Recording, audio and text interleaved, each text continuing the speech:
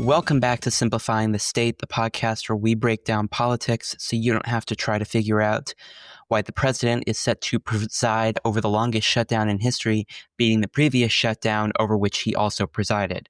As always, I'm Adam Watson. I'm Nicholas Perrin. And I'm Drew Garfinkel. All right, now before we start, if you would be so kind as to rate us and follow the podcast wherever you are listening, as well as share it with anyone you think would enjoy it, such as friends, family, or a random person you see at the center of Clayton. Okay, today's topic is going to be the government shutdown, sort of where we are a month after the shutdown began. Well, a little bit more than a month, but we thought it was important to revisit this given, one, it's now lasted over a month. Two, there are more programs that are starting to be affected and stuff like that, which sort of brings us to our first thing here, which is basically that SNAP, otherwise known as the Supplemental Nutritional Assistance Program, which basically helps provide assistance for low-income people to be able to afford food. That ran out on November 1st. There was then a lawsuit to have the administration pay out benefits through that SNAP program. The lawsuit somewhat succeeded. The judge ordered the program to be paid out. The government then said it would pay out about half of the money that is typically given to recipients for the month of November. But after that, I don't think there's anything for that if this extends into December. But yeah, just real quick, how do you guys think this whole SNAP thing could work out for this month? And how do you think it could impact rolling it to December if this shutdown lasts that long? SNAP provides for about 40 million Americans, and it provides a different amount for each of them because there's like a range of incomes that it can provide for.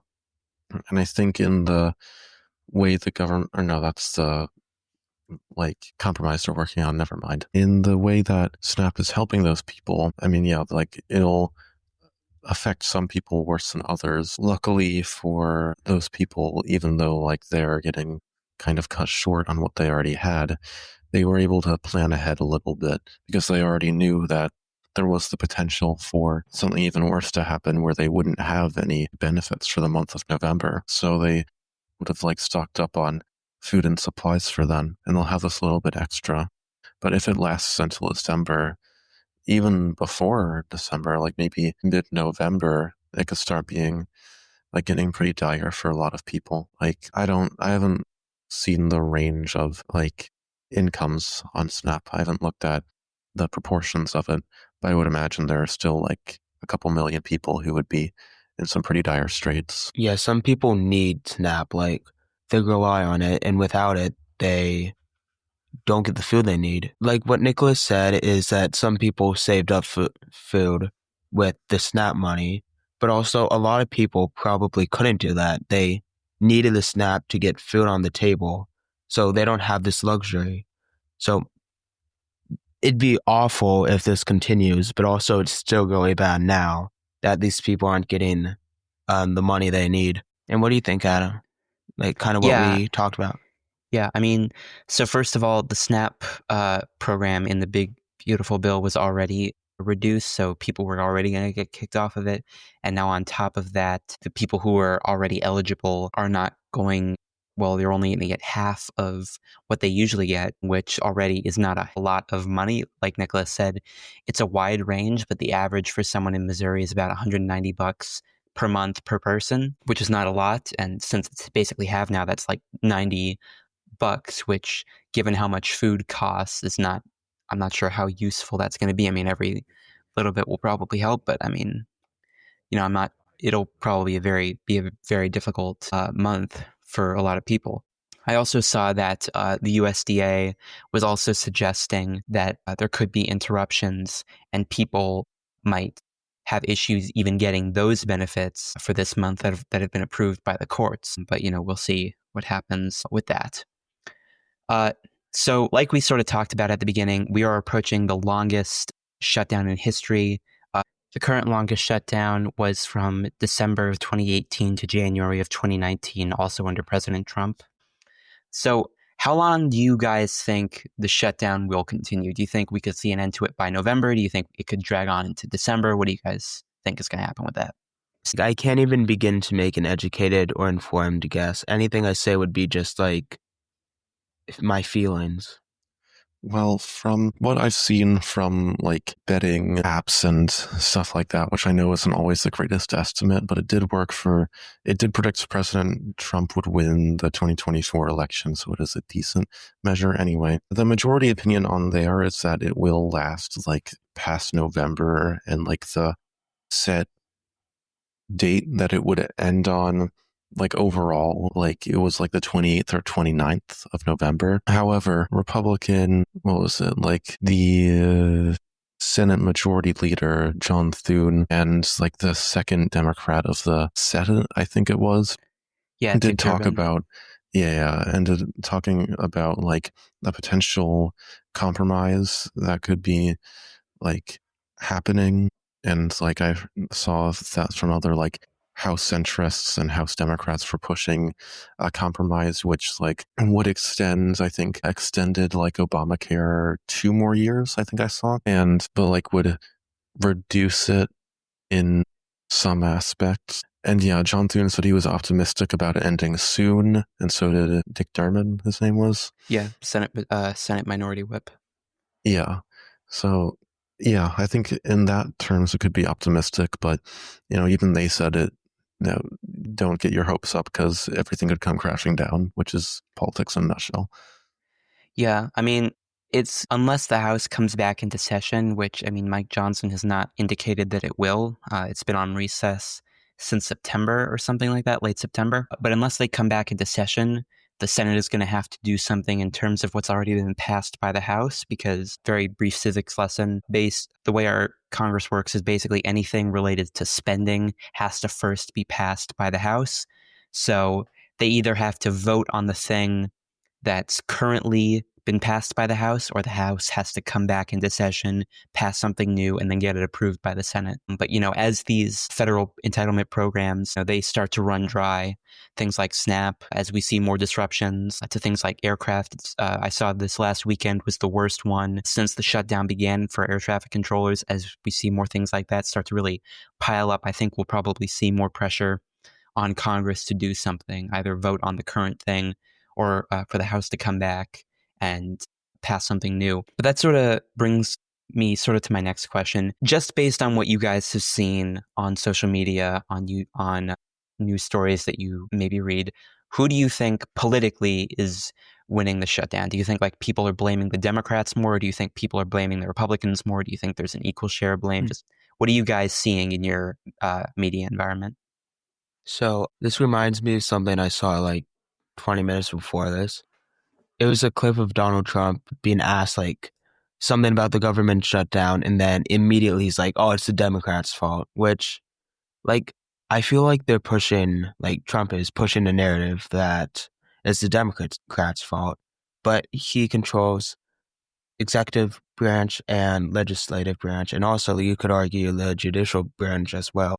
He instated all these judges, so he has like the Republicans have a lot of power right now. They don't have enough to pass something that would allow them to end the shutdown, but they have a lot of people. What do you think, Nicholas? From what I've seen that, like first from some recent polls, that people blame the Republicans more. I think like 10% more in some polls. I think like from the people that I've like talked to in my circle more, everyone is getting blamed for that because they think that the like shutdown should be ended like no matter what.